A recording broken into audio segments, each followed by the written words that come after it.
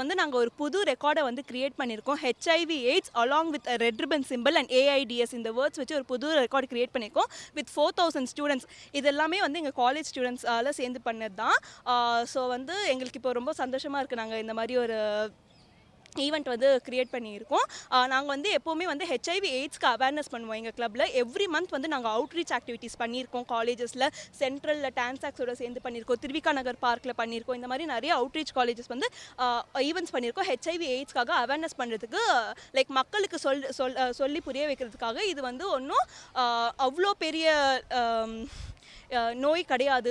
இதை வந்து யாருமே வந்து தாழ்த்தி வைக்கக்கூடாது. மக்கள் எல்லாருமே வந்து ஒன்றிணைத்து இருக்கணும் அப்படின்றதுக்காக